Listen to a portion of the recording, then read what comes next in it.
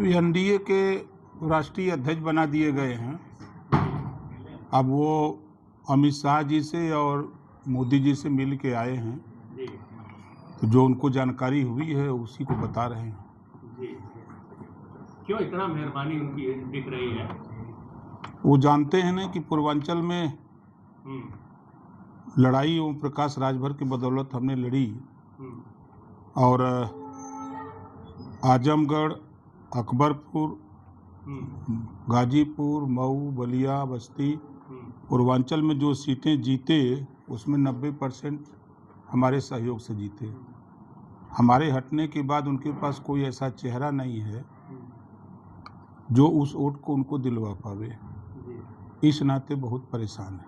और उनका ये भी दावा है कि बीजेपी को पीडीए की वजह से हार का डर का वो अंदेशा हो गया है, इसलिए जब अपने सहयोगी दलों को ज़्यादा से ज़्यादा सीट दे रही है। पीडीए उनका जो पीट देगा यहीर, अब पीट देगा अल्पसंख्यक। आज बाराबंकी में पीट दिया, आपके इसी मऊ में हल्दरपुर में पीट दिया था अहीर, गोली मार दिया था राजभर को।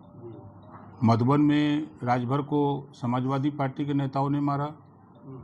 आजमगढ़ में बारात में गया था लड़का, अभी 10 समाजवादी पार्टी के नेता लग करके उसकी हत्या कर दिए। देवरिया में राजकुमार चौहान की गोली मार करके हत्या समाजवादी पार्टी के लोगों ने किया। बाराबंकी में आइसक्रीम बेचने वाला राजभर पैसा मांगा तो आइसक्रीम मांगे तो दिया, पैसा जब मांगा तो उसका गर्दन काट दिए। यही तो है उनका पीडीए। तो उनका जो कहना है कि बीजेपी के सहयोगी दल छटकने का डर है, इसलिए ज़्यादा से ज़्यादा सीट दे रहे हैं। कहाँ कोई उनके पास जा रहा है, वो दिवा स्वप्न देख रहे हैं।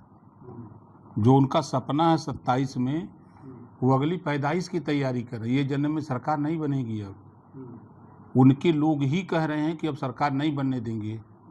अभी समाजवादी पार्टी का एक नेता का बयान आया कि सरकार बनते ही हम अपने पेशाब से चिराग जलाएंगे।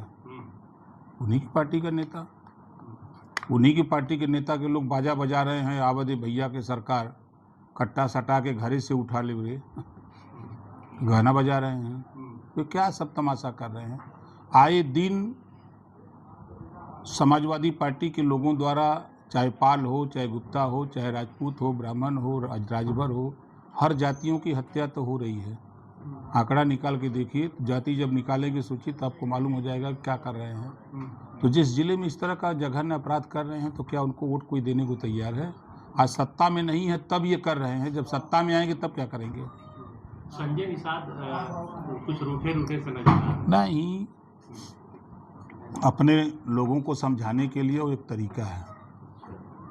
अच्छा, ये आज राजीव गांधी की 42वीं पुण्यतिथि है, क्या है?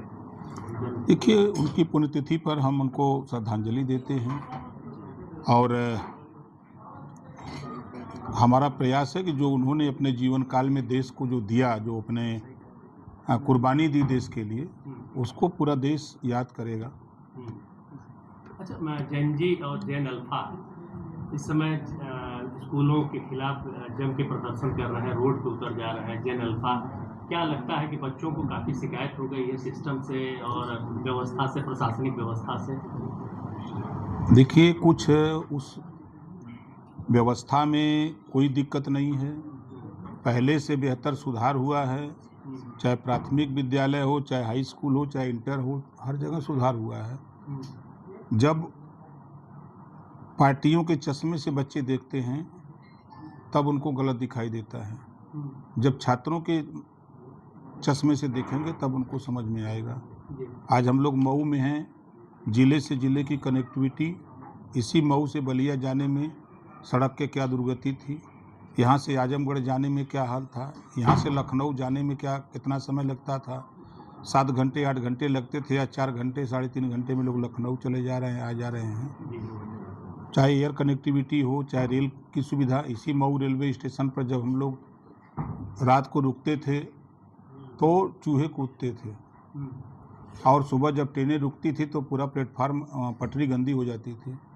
आज न तो चूहे हैं न गंदगी हो रही है, ये किसी को नहीं दिखाई दे रहा है।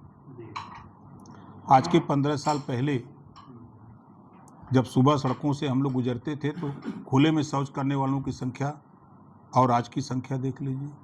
90% घरों में शौचालय सरकार ने बनवा करके दिया, आज लोग उसका उपयोग कर रहे हैं। और सड़कों पर अब वो संख्या हम मानते हैं कि 10 से 5% के बीच रह गई है, उसके लिए भी सरकार प्रयासरत है। मायावती